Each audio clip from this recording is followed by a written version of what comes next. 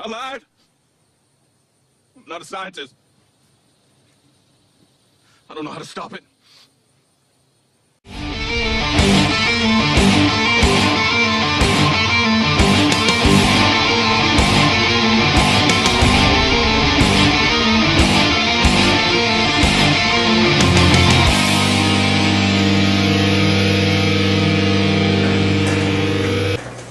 So, we were right?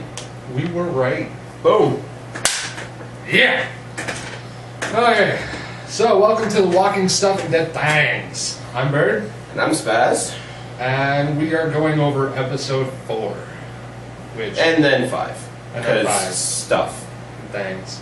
Guys, no show last week, more or less because scheduling sucks and I was sick. So, my bad, put that one on me.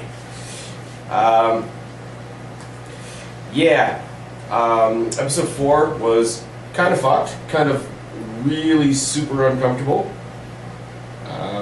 Although, the one thing I will say about episode 4 is we're getting into those areas again with Walking Dead that I really like, with the branch stories. Yeah, with the separate storylines, different perspectives. This is definitely the Beth episode. Yep. Next weekend, arguably, is the Abraham episode. Yeah. The cool thing about it is you can have a lot of episodes and have a lot of character development and not really take the story that far, but feel like you have. Like, for instance, in the past 2 weeks, we haven't seen anything that's happened at the church. Yeah. At all. I think that's going to be episode 6. Well, no, but I mean, like, they haven't had to tell us anything about that. Like, I think for the writers, it's an easy tool to, like, take a breath, take a breather, see what the next challenge is, and in the meantime, we'll show you some character development. The other thing about that I want to say really quickly, and I didn't mention this to you before we started, we have an episode about Beth and everything that she's into right now, and we'll get into that in a moment. And as we'll get into later on, we have the episode next week with the entire bus crew and what happens with them, and lots of things happen with them. These are all the people that I really, really care about, because even though Daryl's not in either episode, Daryl is kept in our minds by the people that are in the episode. How can you not think of Daryl? Well, yeah, it's the Daryl show. But here's the deal, though. Like, if you ask the writers, and it's kind of cut down the middle, but really the main stars of the show, depending on who you ask, are Rick or Carl. Yeah. I don't really care at this point about either of them. Everybody has their own, I guess, people that they like. Yeah, people that they like, but I mean, just generally speaking of the episode or episodes in the show. Yeah. Where there was the Carl episode with the pudding. Yeah, the pudding. But like even still, like most of the time when we do the branch off episodes, okay, when I saw the Beth episode, I was wondering what happened with the bus because they had just left. When we saw the bus episode, it made me wonder what's happening with Daryl. Like, it made me at least look forward to it. Yeah. And I find myself, just in general, over the past, like, half season that we've had, in general, I really just don't give a damn what's happening with Rick or Carl. No. Like, I care more about who Daryl brought back, or I care about how Michonne... Like, there was that little bit of a dynamic a couple weeks ago between Michonne and the preacher, and they were having a little bit of a moment. Yeah. Like, I'm interested in what Michonne's doing at the church. I guess I'm kind of interested in how Judith's doing, because baby and the apocalypse and all that sort of thing. Yeah. But of all the people, and this is going to sound really funny for those of you that know me and know most of the things I listen to, or that I watch rather, one of the things that I've been catching up on actually is Grey's Anatomy, of all things. I'm out. Yeah, you're out, I know. Which is funny considering the episode right here. But anybody that knows Grey's Anatomy knows that it's supposed to be about Meredith Grey. Meredith Grey is the one you care about the least in the entire show. So, de facto, Rick and Carl have become the Meredith of The Walking Dead. And that's pretty sad / amusing, depending on how you want to look at it. I don't know anything about Grey's Anatomy, so I'm just going to agree. Okay, you know how when we first meet Lori in this show, and there's certain points in the show where we're supposed to see her as a victim, or we're supposed to feel bad for her and something, and it's just no. No. That's kind of rubbed off on Rick and Carl now. For me, maybe you don't agree, but I don't. Like, care. I still like the Rick and Carl storyline that they got going, but Well, like, I don't it's care not what the you biggest thing in the show. Like back when Judith was first born, for example. Yeah. and Rick had a complete fucking breakdown. Carl. But no, like us as the people watching cared. Yeah. And knew that was devastating, and not gonna say we felt it because that sounds lame, but we did to a certain extent. Now, when I see him get pissed off or whatever, it's just like, okay, Rick's being angry again. Like, I don't care. It's kind I care more about Michonne getting her sword back than I do about anything that pisses off Rick right now.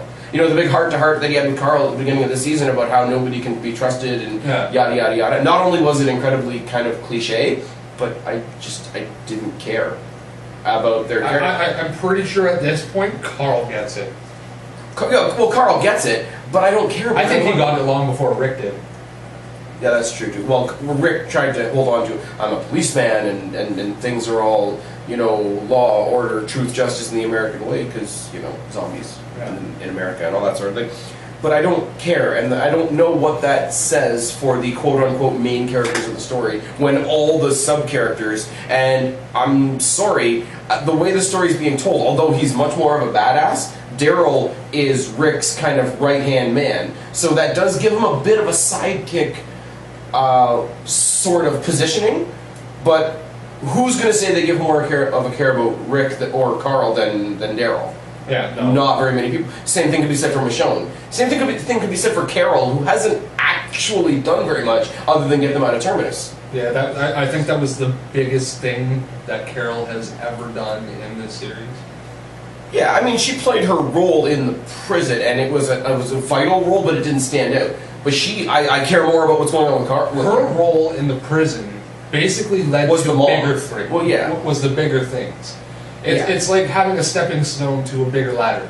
Right. I don't know if that analogy works at all, but it does. You need a step stool to get onto the first rung of the ladder, right? I got you. Yeah. I think, guys, you got him.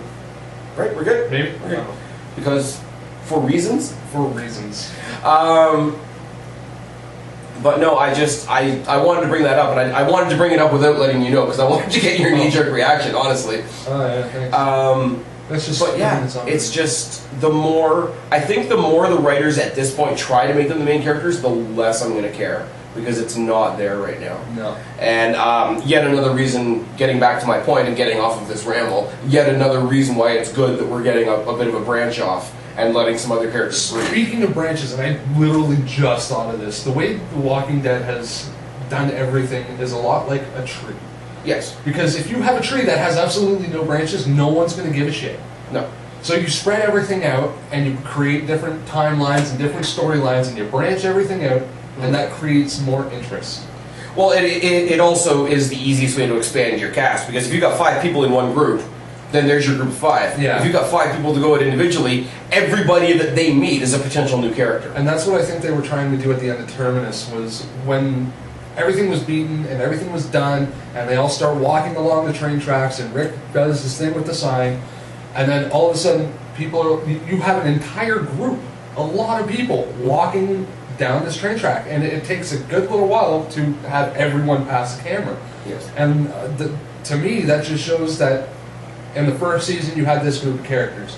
It got smaller, it gets bigger, it gets smaller, it gets bigger, it balances out, and that group gets bigger, and this group gets smaller, and... Something else I'll touch on very, very briefly, because you know my parents, and they watch the show and whatever, and my dad asked me, he says, so from the first season, who's still there? And I was going to go, oh, well, we got so-and-so and so-and-so and so-and-so and so-and-so. Really? All you have is Rick, Carl, Daryl, Carol, and Glenn. Yeah. Because I want to include, like, Maggie and Beth, and they didn't come till the farm. Yeah. So there's your indicator right there of the original cast, which was pretty sizable. You've got 5 characters left. And I think it's, okay, credit to Norman Reedus, because his character has gone through changes constantly throughout the show.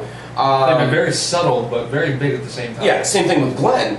I think it's basically that Rick and Carl right now have John Cena syndrome, and we're just getting sick of them, because they haven't really, like, Carl I wouldn't say John Cena, I'd say Randy Orton. There you go. Fair enough. I see what you did. you got to do it, really, right? Yeah. Right. Okay. Spaz. But yeah. Do you want to turn this into a wrestling thing? We're already on the right channel. Yeah. He's one of the weird ones that doesn't like wrestling. Anyways. It's not that I don't like wrestling, it's just I don't... It's so predictable. It's so predictable, No. Nope. Not touching it.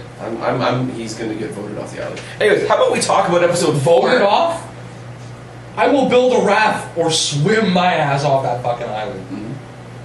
But I showed you Paige's ass. Next. Moving on to episode 4. We got to address what was started off last season, and that's this budding, I don't know what you want to call it, friendship, family ship, whatever, between Beth and Daryl. When she woke up in that hospital, she realized she was by herself. Very first thing she asked for was where's Daryl? Well, not where's Daryl, but where's the guy that I was with, because they're not going to know who Daryl is. How could you not know who Daryl is? But, no, and all that does, that little thing right at the beginning puts so much more motivation behind the Daryl character, which we already know is so on the hop to get Beth back. Yeah. Because... Well, let's look at the previous episode before that. Him and Carol, actually, it was mainly him. He just said, fuck it, I'm off, you're coming with me. Yeah, saw the car that might have Beth in it. And well, because he recognized the cross on the back on the car. Yeah. And that's what he was like, gone. That was really loud. That was unintentional. That was loud because reasons. Anyways, but no, I saw him. We've seen how amped up Daryl is when he found Rick, and it's just like, do you think she's dead? Well, no, she's just gone. He couldn't let himself think that she was dead, and since then, even though they've been dealing with other things, he's still been thinking about Beth and mulling it over, and I think he's talked about it with a couple other people too. I think he's talked about it with Rick a lot. So we've seen a lot of Daryl, I guess, mulling over where Beth could be, whether she's okay or not. And all you needed to reciprocate that was Beth waking up, and the first thing she thinks is, where's Daryl? Yep. Well, she wakes up, she's in an unknown spot, and surrounded by a whole bunch of people she doesn't know, in a city that she thought was dead. And despite all that, the first thing she asks... Hold on, does she even know that's Atlanta? They tell her pretty quickly. Oh, okay. I think the doctor tells her, because it's not till the officer, whose name I believe is Dawn, the one that's running the place? Yeah, I think that's her name is Dawn. Okay, I'm going to go with Dawn, because that's what we think it is. It's not until Dawn comes in and starts telling her what's up that she asks where Daryl is. And it's the initial, like, doctor, nurse, whatever, that comes in to see how she's doing that tells her, yeah, you're at such and such. I can't think of the name of the hospital, but you're at such and such hospital in Atlanta. Interesting note, and I know I mentioned this to you before, I don't think it was ever said on the show, but any article I've read about that particular episode refers to that entire area where they are as Slab City. Which, considering the amount of dead bodies and stuff that we saw, is kind of apropos, but kind of depressing. Yeah. That might be something, again, anybody out there watching that knows anything about the comic books and can tell me if that's something from the comic books, please let me know, because I don't. If they had phone lines, I guarantee you they would say Slab City Morgan, kill him, chill him. Yes. And then stab him in the head. And throw him down the elevators. For reasons. So, going to my point that I made earlier about people stretching out and making new friends / enemies and us getting new characters, again, somebody we're not quite sure the name of, but the young man that works as the janitor in the hospital that immediately became best friend, you know, luring her towards him with candy, because that's what strangers do. But ultimately, pretty cool kid, knew what he wanted, knew... questionable whether or not he kind of used Beth to get what he wanted, because one of them was going to go down. But I mean, in general, she made a friend pretty quick, almost to the point where I drop off in my belief a little bit, because in this particular world or scenario that you're living in right now, how quickly do you trust somebody that much? Not at all. At the same time, I don't think he's all bad. Like, I do think he generally wanted to get them both out, but if somebody was going to go down, it was like, I would like to think that in that kind of scenario that the younger generation, like the younger people, would be a little bit more trustworthy. But then I think about that kid that was in the shack from Terminus, when he was going to break Judith's neck. Yeah, he was going to snap a baby's neck just to stay alive. Like, well, it made me think of in that kind of world, it seems justified, but as a kid, you're taught to be that kind. You're taught to be the kind of person where you help people, and and you kind of lend a helping hand, which is where I think Beth and this new kid kind of connected. But I think it's just different. Here's something between people. Here's something for you, and you're not going to like this. I'm pretty sure they're not going to like it either. I'm going to compare Beth to Shane. Because I are confused. Funny look. I know you're confused. Now we talk a lot, or at least you and I do, and the people that we watch the show with do. The dangerous thing in The Walking Dead isn't the zombies; it's the people. Yep. Pretty agreeable. Now zombies have a one-track mind. Way back. Yeah. Way back when Carl got shot and they had to get supplies and whatnot, and they went to the school. They got the defibrillator and all that other shit. They got him and that big guy Otis. Mm-hmm. And they were running from the zombies, and Otis was slowing them down. Or Otis looked like a good piece of bait or whatever. Dropped Otis for the greater good. Now, what we're establishing over time as we watch the show is that the zombies are dangerous, but people are more dangerous. Yeah. So whether he wanted to or not, the new kid whose name I can't recall, what's it? Sort of let Beth get caught, because whether that was the intention or not, she made a pretty good distraction. She's made a lot more waves in the water. You got to figure she's the one that they're going to want to catch more. Well, yeah, but at the same time, I mean, like, it could have been the other way, because Beth has clearly realized that this kid has a gimp leg. He's pretty messed up. He wants. Oh yeah, he's on Team Herschel, Team Bob. Yeah, we know that. Yeah, but and Team Random couple that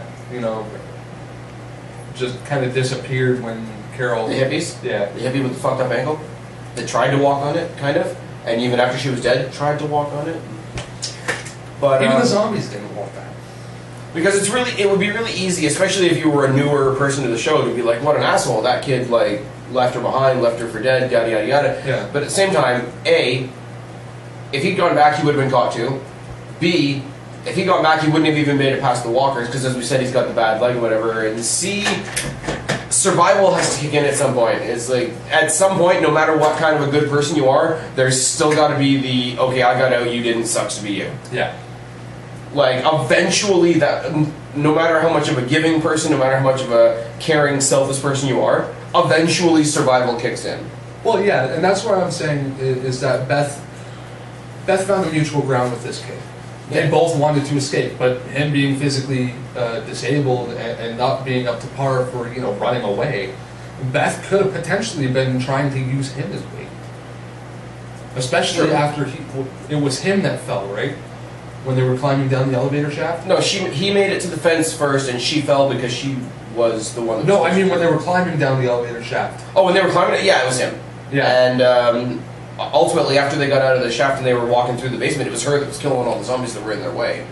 So she was kind of Operation Human Shield. Yeah. No Marvel reference intended. Shake it off. Shake it off. Oh, you made my head hurt. Yeah, but think about how much more boring your life would be if you didn't know me. Seriously. Yeah. Right now, I got to go to my immediate anticipation or my immediate guess, and that's going to be that kid's going to run into Daryl, and Daryl's going to come back and save the day. And we're going to either have this kid who falls somewhere along the way, or he's going to be the next new member of the family, so to speak. Because they've just lost Tara and Glenn and Maggie. Yeah. So they got to rebuild their. I don't want to, it's not a military thing, but they got to rebuild their ranks a little bit. So yeah, there's my grand assumption. He's going to hook up with Daryl, and they're going to come back to the thing and get them. Because the kid knows Beth. Well, the kid knows the kid will be the one that confirms that Beth is in there to Daryl, which is going to be enough for Daryl. But then when the kid explains to Daryl what's going on in that place, zombie or human ain't gonna get in Daryl's way for sure. Nope. Speaking of what's going on in the hospital, let's talk about what's going on in that hospital. The General Rape Hospital. And guys, we don't make that joke lightly. Like, literally, we have a situation where she's in charge of a couple of cops. She keeps them happy by letting them rape whoever they want. They, in turn, protect her. None of them like her. They're all gonna revolt on her and probably make her the next victim. Nobody wins. Well, maybe the cops are winning because they're scumbags, but... The one who got eaten? The one that got is not winning anymore, but, Nope. So, kind of combine that with my next question. How long is Dawn going to be in charge? Not long. I'll give it a couple episodes. Yeah. Addition to that question, we say how long is Dawn going to be in charge? One of two things is going to happen. Her officers are going to revolt on her, or, what I'm voting for, Beth's going to take that bitch out. I think it's either going to be Beth, Daryl, or Carol. Because Carol just mysteriously ended up showing up there. Yeah, we're gonna get there in just a second. But I think because Beth is the young one, Beth is the one they assume the least out of. She's the one in this part of the story. I think is Beth's part of the story. Yeah, that's going to be her time to shine. Yeah, Carol, Daryl, the other kid, anybody else that comes back together, they're going to be like the rescuers or the backup or whatever. I really get the feeling that this is going to be Beth's part of the story because Beth really hasn't had a part. No. Like she took over a large part of taking care of Judith at the prison, and we got a little bit of a sense of her character. With her and Daryl when they were off on their own, again, the separating of the stories and how well that works. But she's really never on her own had a really big moment to shine. No. I think that, yeah, there's going to be the rumblings in the background of all these officers getting ready to take out the queen, so to speak, metaphorically speaking, whatever. But I think Beth's literally going to beat them to it, and I think she's not only going to be the one to take her out, I think she's going to she's going to be scripted a pretty damn good kill. Oh, I hope so. I think it's just going to be one of those, like, you know when you see the really old vampire movies when somebody just gets sliced right in half or something like that? Yeah. I'm Team Beth, 110%. Mm-hmm. Like, everybody has their favorite characters, and you know, Maggie. But I'm on Team Beth, for sure. And pound for pound, like, both coming from their equal scenarios and whatnot, I would say Beth has the potential to be as much of a badass as Carol. Oh yeah, for sure. She's kind of, for a lack of better terms, been spreading her wings. Yeah. Well, she hasn't really, like, up until that point, she's been the kid, she's been the little sister, she's been the whatever. That's another thing. I want to make a note on Maggie, even though Maggie isn't in this episode. She hasn't really talked about her sister or the fact that her sister's gone. Not that I want her to dwell on it necessarily, because she's got her own shit to deal with, obviously. But everybody in the story at some point has been like, "Hey, you remember Dale? You remember Herschel, or Tara coming to Maggie and saying, like, I was there when the things happened with your dad and yada yada yada." There hasn't been a single mention from Maggie of her sister since her sister disappeared. And I find that kind of weird. That's a little unsettling. It is a little unsettling. Either that, or she's gotten to the point where, shit's going to happen. And she either has complete and utter total faith that her sister is going to survive, or she's accepted that she's dead. Or she's accepted that she's dead. Because I think, as shitty as it is that she hasn't mentioned her sister even once, I think it sort of lends itself to why she immediately accepted Tara. Because I think there's sort of like a surrogate little sister thing happening. Because Tara is definitely younger than the rest of the group. Yeah. Like, she's a badass, too. But she's definitely... But she's got that young mentality. I mean, like, everything that she does, whether it be good, bad, or whatever, she's got to do the fist bump. Yeah. The fist bump is her thing. Yeah. And everybody else is just kind of sitting there like, what the fuck are you doing? Like... Yeah. Look at this kid. They're being weird again. Damn kids. Anyway. But yeah, Beth is... Well, because you had to have the moments with Carl in the initial seasons where they went from treating him like a kid and, I'm going to tell your dad that you did whatever and whatever until he's got his own gun and he ends up saving his dad from Shane, ultimately. So I think it was long overdue for that type of moment to happen for Beth. Yeah. Because other than Judith, who's actually a baby, you can't really afford to treat anybody like a kid. Everybody has to do their shit and handle their shit. So it's better late than never, but I think it's cool now that they're doing it in the separated out sense. Yeah. Talk about something a little more fun. The elevator of death. I think it's an amazing idea. As much as I don't like Dawn and her officers and what they do, the elevator of death. The tactic of that is just... Oh, it is. It works on so many levels. You don't want the place to stink up with dead bodies. I mean, that's cosmetic, but it's a thing. You don't want the dead bodies coming back. No. Which, I mean, you pretty much get by stabbing them in the head, but whatever. And they know they have a flaw in their security. They know that walkers are getting in through the basement. So keep them distracted, keep them full. And keep them where Keep them occupied. Because, it's one thing to have walkers walking up on you, pun intended, from all over the place. You don't know where they're coming from. You can have a bunch of walkers in the basement, but if you know they're all there, it's a fantastic idea. Yeah. I mean, ultimately, it created for a little bit of a Indiana Jones type escape for all of them because they had to get back on them to get out. But no, for all the flaws that are going on in Slabtown right now, I think their, I don't know what you want to call it, their body disposal system, I think it's brilliant. I think once in a while they should, dump a whole bunch of gasoline down there and then light a flare and just, eliminate. Purge? Yeah. Purge the walkers? Yeah. Because, I mean, like, if they have, that is one of their disposal systems, but how do they get in and out? Oh, they said the doors of the basement level, they had no way to seal them for some reason. They never elaborated as to why, but they had... No, but they do have access to get in and out of, like, safely getting in and out of the hospital. So how do they do that without the walkers, overtaking that? Maybe it's some kind of drop-down system. They drop down from, like, the second floor into a vehicle. That's what I would do. I would seal off the entire... Okay, let's talk hypothetically for a second. If I had a building like that, I would, not that I'm trying to make it into an amusement park, but have some sort of vehicles that can all be top-loaded. Sort of like a tank opens up. Like, it's easy to cut the top off a bus or something like that. Like an RV kind of thing. Yeah. Or either have like a, not a rope ladder, because that would be a little flimsy, but something that expands, that you can get into your vehicle, and that can be expanded down when you come back, so that you never have to actually enter on the ground level. I think that would be the easiest way to do it. That is one way to do it. Definitely need an engineer on the team. Yeah. Or somebody that used to play with Lego a lot as a kid. Be like one of those angry kids from the special class that didn't really do anything, but they liked Lego. So it's like, okay. I was gonna say, idiot savants, give us a new exit to or entrance to the building. But no, I think it's great. We wanted to touch on this kind of comically. The Beth's new friend kind of adds to the history of broken legs on this show. The maimed / broken legs. Yeah. There seems to be a trend because we have. We got that kid with his fucked up leg. We got Herschel who lost a leg. We got Bob whose leg became dinner. We got the hippie. Was it the girl or the guy? It was the girl. It was the girl who had like the majorly mangled ankle and was just like, it's okay, I'm good. Yeah.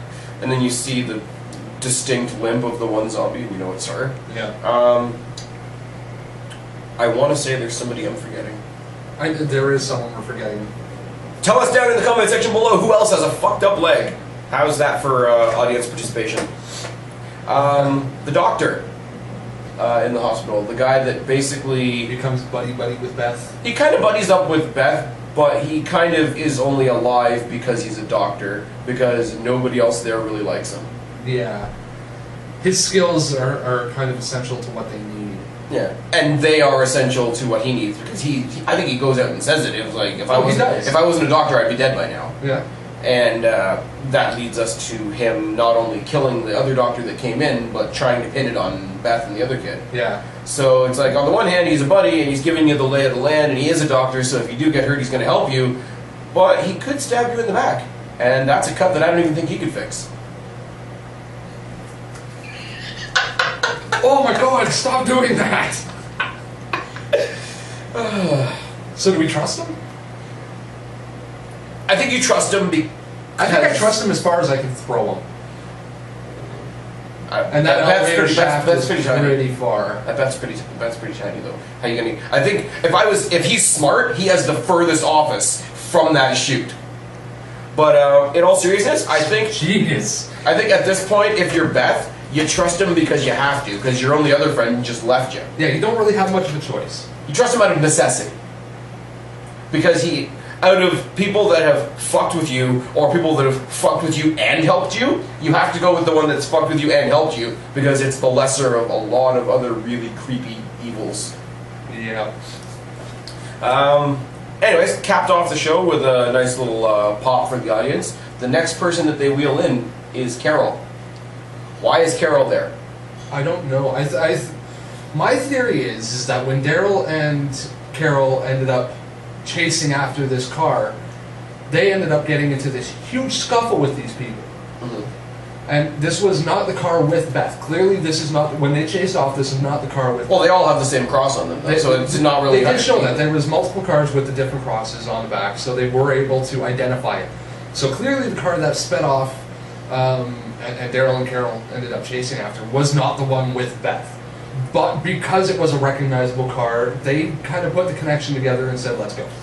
Now, in the process of them taking off and going, I believe that Carol and Daryl ended up sideswiping them and started this huge kerfuffle where Daryl ended up just barely getting away. Carol got knocked out or injured into a way where she could not escape. They captured her and brought her back. And this is where it brings us to Daryl splitting off and going back to the church, and Carol being stuck as basically a prisoner at the hospital. Coming into the hospital, you see Carol, Beth recognizes her, and everything's gonna kind of Go from there. go from there. Very possible. The other scenario that I would give you is that they've been around long enough to know what those cars with those markings mean, and they figure out, because the kid that Beth was friends with already sort of laid it out for the audience. When they go to save people, they save the weak ones because the weak ones don't fight back. And if you look at the two of them, we know that Carol's a badass. Yep. But They don't know that. Thinking a little bit of an older woman, gray hair, yada yada yada, it looks a lot more helpless than Daryl, who's built like a brick shithouse and carrying a crossbow. So I personally think Carol is their Trojan horse, Yeah. because Carol can fuck them up. Oh yeah. Like, she took down Terminus almost single-handedly. Yeah, and I mean, as much as I want Beth to be the one that takes out Dawn, I wouldn't mind seeing a scuffle between Carol and Dawn. I don't see that happening. I honestly, because Carol already had her little bit of a personal scuffle. Not really personal. Oh no, but no, nothing definite. Nothing definite. I mean, somewhere along the way. Along the way, maybe, but I ultimately think that it's going to be Beth. It's going to be Beth, because Carol had her little bit of a hand-to-hand combat with the mom from Terminus. Yeah, what's his nuts? Gareth's mom. Gareth. With his Gareth mom. or Garrett? Garrett. Yes. Garrett's mom. Who taught him how to cook out here? You're either the butcher or the cattle. Shout out to our buddy Sparky, who posted a picture in the Walker's Den, which was a t-shirt that actually said Terminus Bar and Grill, our food's so great it costs an arm and a leg. we gotta work on getting Sparky on the show. We do. Sparky, come and be on the show. I think he's too busy being a dad. Well, you know, you have to learn how to protect your kids in the apocalypse. Yeah. Well, that's why he's watching the show. If you run, you survive. If you walk, you're a walker. Essentially. That's about it for season 4. So we're going to shut down. Episode 4. What did I say? Season 4. Season 5. Episode 4. That works. That's a thing. For reasons. So we're going to shut down and retool and come back to you in a few with our thoughts on season 5, episode 5. Peace.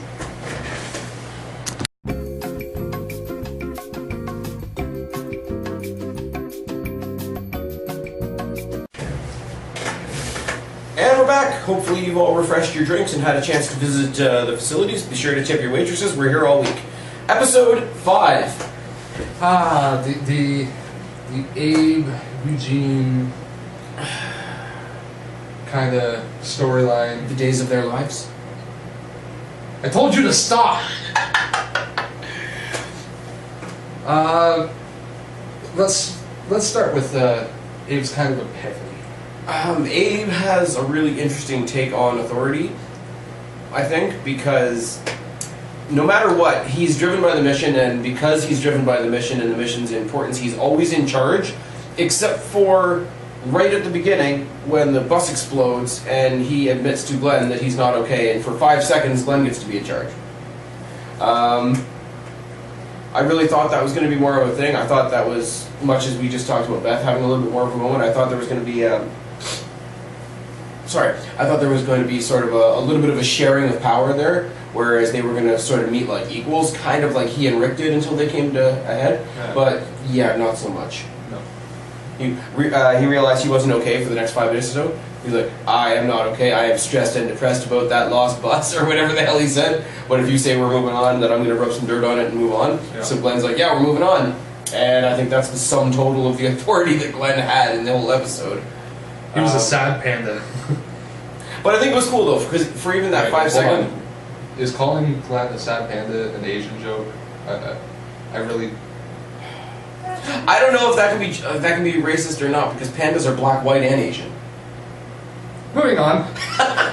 I think as much as it was fleeting, I think it was cool for Abe to have that one moment where he said, "Look, for this 5 seconds or so, I'm not okay. I'm going to make the next 20 decisions, but Glenn, I need you to make this decision for me because I know I'm not okay." Yeah. For a character like his, which is, America, you need for him to touch on that later. We are going to touch on that later, but for him to have that moment of like, I can't make this next decision was huge. Yeah. Huge for him to admit that he needs help. Huge for him also because that was the first of a couple times in this episode where he really shows his appreciation for Glenn and Maggie sticking to their word. And yeah, it was kind of just like, you know what, there's not really much to say in this kind of timeline where someone's word is their bond. Yeah. So the fact that they just kind of said, you know what, we're going to go with you, and then actually did it, it was just kind of like...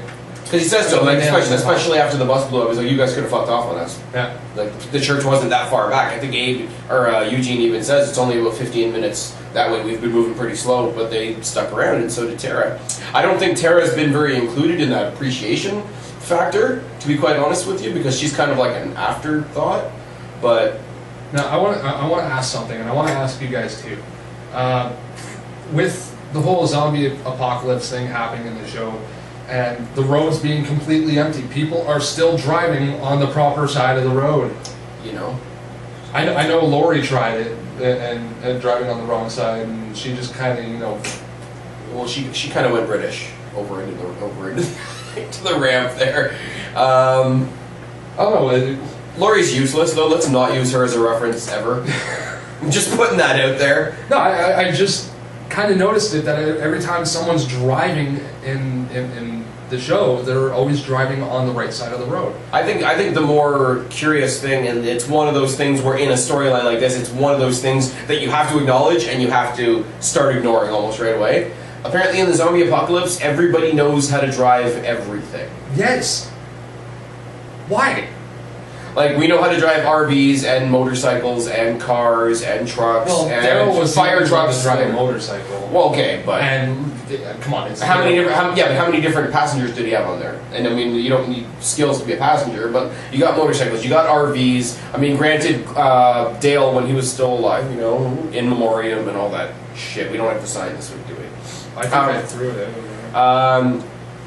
But he was teaching Glenn, okay, this is how you deal with a vehicle of this size, this is how you handle it, whatever. Now, everybody knows how to drive everything. Fire truck. We're going to talk about that later, but fire truck. Just saying. Fire truck. It's weird, and it's one of those things where, like I said, like this or any other fantasy science fiction type thing, it's one of those things that you notice, you laugh at, and you have to ignore. Yeah. Or else little things like that make no fucking sense are going to ruin the show, and I refuse. Yeah, I don't know, it's just something I noticed. Kind of nice. We had a bit of a Beth episode last week. Yep. Little bit of an Abe episode this week, as far as we've never really touched on where Abe came from. Yeah. Other than his whole deal was getting Eugene to Washington. That's all we really know about him. You kind of assume that he's got some sort of military to experience. Him. Yeah. Just looking at him, he's just looking at him, he's a ginger G.I. Joe. It's fine. He's like Seamus. And even you agreed that he looks like Seamus. You posted something on your wrestling forum, and it was a picture of Seamus, and I said, "What the fuck is Abraham doing here?" Yeah. I'm pretty sure some of you have seen that.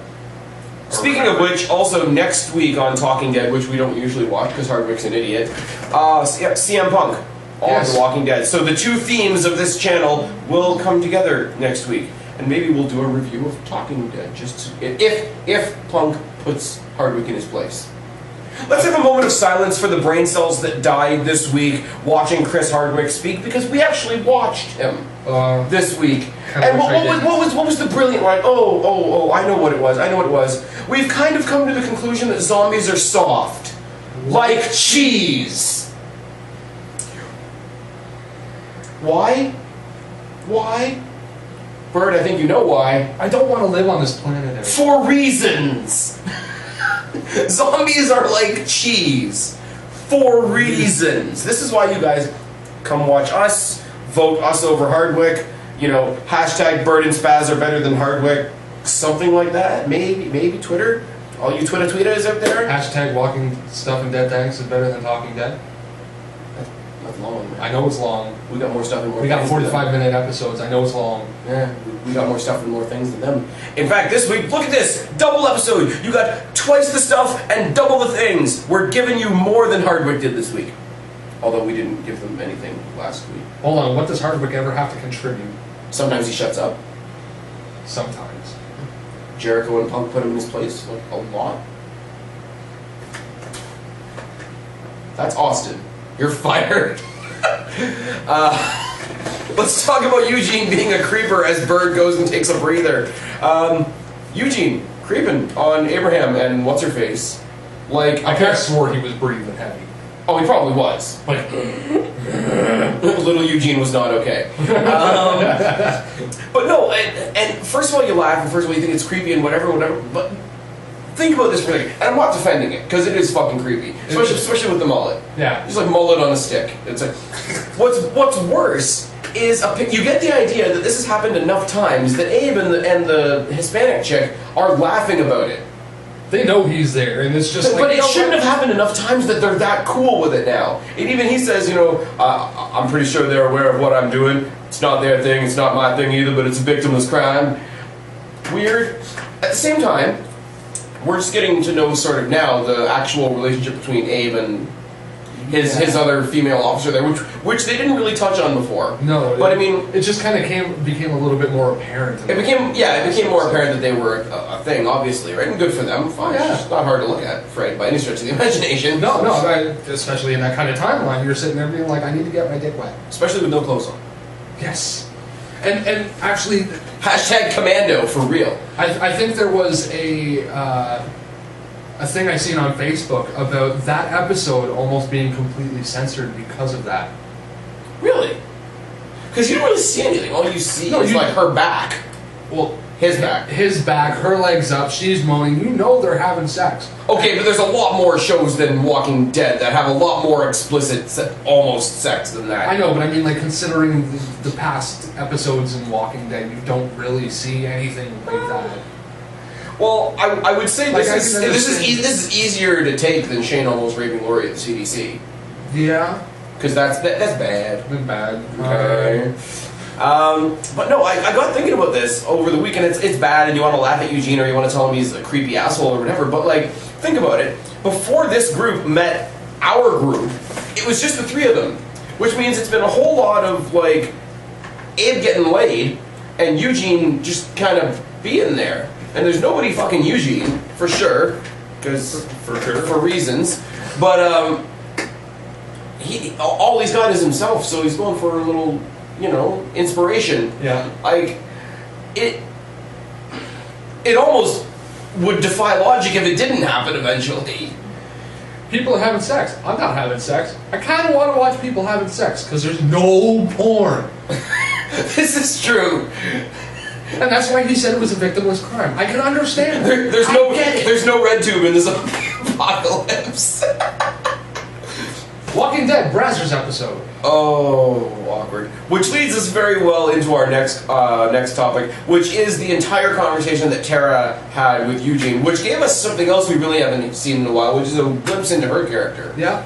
Because she recognizes, what you still need to be a good person in this world, yada yada. She recognizes that Eugene's a little fucked up, yeah, but he's got good intentions, and she's gonna try and kind of get him there. Yeah. So she's like, for lack of a better term, like, let's be real, there's 6 of them. Glenn and Maggie are over here, Abe and the other chick are over here. Those two, once the other 2 couples go off and do their coupley bullshit, those 2 are really all each other have. So she's gotta be his friend. But like, she wants to, show him that, Not everybody is just, we're only dragging you along because you're a scientist. Not everybody is, you know, we're only here because we have to be. Like, we're going to be friends. Yeah. Because we, not only A, because we have to be friends, but B, because, you know, you're kind of a decent guy. I see you're trying to do good. And maybe don't be a creeper. I swear to God, if they bang, I'm out. I don't think they're going to. No. No. No. No. That's not a thing. No. No stuff. But in that conversation as well, we also hear about what Eugene did at the beginning of the episode. Yeah. With the glass in the fuel line of the bus, and he made the bus explode. Yeah. Which is funny because you run into everybody at my house, in our group of friends, and on Facebook that are like, no, it didn't explode. No, they hit another car. Except Eugene definitely tells you later on why the engine exploded. Yep. So, anyways, that's all I got. Yeah. But And he, it's an example of how smart he is, that he went with the technical way of doing things rather than trying to make them stop. Trying to make them stop going to Washington, yada yada yada. It's not that he was trying to make them stop. He was trying to slow it down because he even said that he was losing his nerve. He was losing his nerve, and the idea of, well, we know what he told him later on. We'll get to that later. But even because when they're having this conversation, you don't know what we know now. Yeah. But it's like, even if I knew it. Well, we called it. But even if you want to go on the assumption that everything he said is true, there's all this stuff in the CDC. Really? Really? Even if what he said was true, there's no way to know that it would still be there. So he was so sure, but as they got closer, the idea of him being wrong was some scary shit. So you wanted to postpone the inevitable. Yeah. Which is understandable. I mean, I think everybody, all of us have been in a shitty situation like that at some point. You can be so sure of something, you're so sure of something, but if you're so sure of something, you are terrified of being proven wrong. Yeah. So bad thing, and again, this is where I say Tara's trying to be kind of his counselor, kind of his confidant, or whatever. He's like, yeah, we're not going to tell anybody else about that. No. So again, not only does it show Eugene a little bit of, you know, you're not so on your own, you're not such an outcast, yada yada yada. It definitely gives us. It's an indicator of what Tara's role was going to be in that group. Because when that group starts fighting, Tara's going to be the one to hold it together, I think. Maybe. I think she's a little too skittish. Yeah, she's getting more balls in her than she used to. Because she went from being really skittish and not being able to do anything. With or without Eugene. True.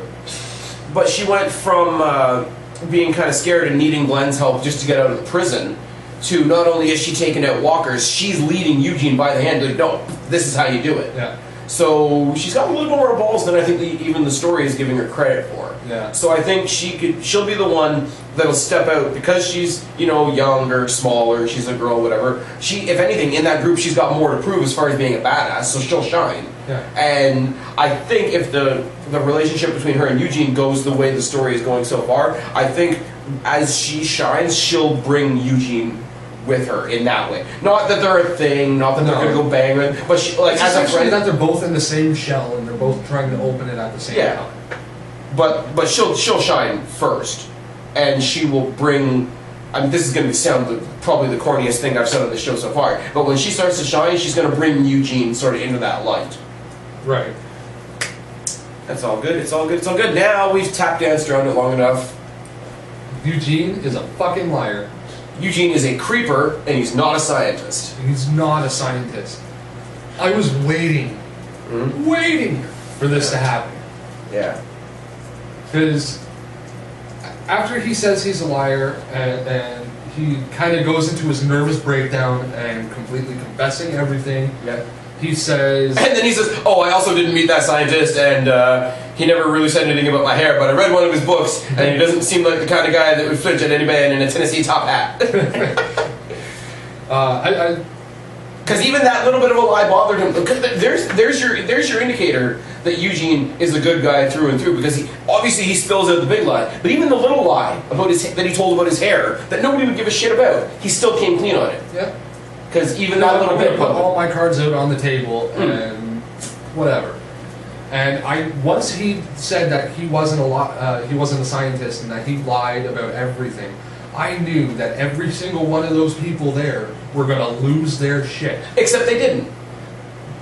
Abe lost his shit. Abe lost his shit for sure. Glenn kind of just I'm sorry, I have to say this. David Ewan, I think is the guy that plays Glenn. Yeah. The look on his face was probably the most priceless thing I've ever seen him do on the entire show, and that says something. Yeah. Because he's also doing Maggie. But he just sat there because when he initially says, "I'm a liar, I'm not a scientist," he's just kind of sitting there kind of stunned. But as he's going through the explanation of why did what? You just know things? Obviously Abe went completely commando on the guy's face, which is understandable. I don't care. Eugene's the actor who plays Eugene played that off fantastically because it was just poof, and he was poof, gone, and I could literally feel when he hit that ground. Yeah, because there was no bounce. It was just no bounce. Let's not talk about bodies bouncing in the zombie apocalypse that are soft, like cheese. Harvick's a fucking moron. But no, and he took it, and the guy, I can't think of the actor's name that plays Eugene either, because clearly we prepared for this. But he had to take it like that because he's not a fighter. His whole reason for lying is because he knows he can't fend for himself. Yeah. So he had to take that beating like that. He had to be whipped around physically by every punch he took because that character is that soft, not like cheese. Not like cheese. More like it was punching bag. Because as soon as I think everybody from Maggie to the other military chick to Tara to Glenn, they all had that flash of emotion, that what the fuck / oh shit. Because if they knew that in that single flash of being pissed off, every single one of them wanted to kill him. But in that same they separated from their group because of him.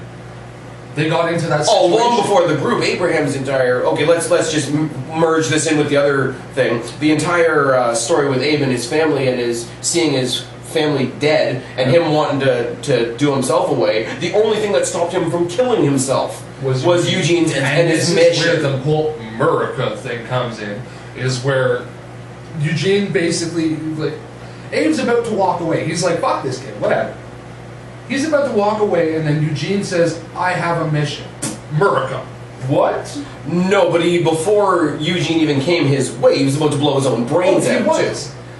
He was about to blow his own brains out. He seen someone there, and then they had their little conversation. Because I don't think he saw Eugene. He didn't see Eugene in the beginning. When he was about to blow his own brains out, and Eugene was calling to him, all he saw was the walkers behind him. He's like, I got something to shoot now. Yeah. And he didn't notice Eugene until he started walking away. Yeah. He says, I have the mission. But it's like, here's this guy who gave you a reason to not kill yourself. And that reason is bullshit. And because you followed that reason, they started talking about all the other people that died. I'm assuming before we met them in the show. Yeah. But they rhymed off 10 or 12 other names that died instead of Abe, because Abe was following Eugene. Yeah. I thought when he walked away from them and away from the fire truck and sort of kneeled down at the side of the road, I thought he was going to blow his brains out right then and there. That's what I thought. And not that I want to see that happen, obviously. When we seen the previews, I initially thought that when he went down on his knees, it was because someone died. Yeah. And he was losing hope. I thought it was Eugene that died. Okay, big metaphor here for a second. Who he thought Eugene was died. Yeah. We have knocks at the door. We have knocks at the door. Hi. Okay, we are leaving now. Okay. So don't forget that... Your voice is on the show now. Awesome. So don't forget that you said that at 8 o'clock you would bring the things down. Uh-huh. So the lady that's picking up the crack thing and the lady that's picking up the bag are both going to be at 8 o'clock. Okay. Awesome. Mm-hmm. Thank you. Bye. Bye.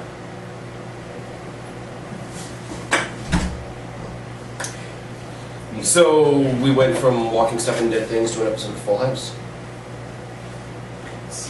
No? Why are you batting your eyelashes at me? Don't do that. Stuff. And things. Okay, let's end on a lighter note. Eugene's shining moment in this entire episode was dealing with that entire horde of walkers outside the firehouse with the hose. Oh, where yeah. they got absolutely obliterated. Yep. And hence we know that they're soft. Like cheese. Probably the coolest kill. Zombie kill of the week. Zombie kill of the week for sure, if you want to go Zombieland style. But legitimately, as far as the effect, as far as the believability, the effectiveness, the whole, okay, this might work idea, and it didn't seem too out there like some of the kills do. I'm hard-pressed to say, in my immediate recollection of this entire show, a cooler kill overall than Eugene's move with the firehouse. Yeah. Other than, to most people's point, they could have had a whole lot of good drinking water there, assuming that it was still clean. Well, if it's been sitting there for a long time, it would have been stagnant, which they could have boiled down. Yeah. They could have boiled it down. But I mean, like, heat of the moment, this is what you have to use. This is what you have, and if you want to survive to boil that water, you need to get rid of these walkers. Yeah. Then when the walkers all get washed away, you see the sign on the floor that they literally walked over to get there in the first place. It says, you know, sick inside, let them die. Yeah. And that's when Abe just had his little crack, you know, Abe is not okay moment. And he's just like, this shit's fucked up! There's a little bit of America in that, too. I can attest to that. But, again, it goes back to our point of everybody knows how to drive everything. Of course everybody knows how to drive a fucking fire truck. But, it's a fire truck. So, all we got left to do, really, is 2 weeks worth of badass and bitch. Yep. Last week, the badass is Beth, kind of by default. Yeah, by default. I would say the bitch for that one would have been the cop.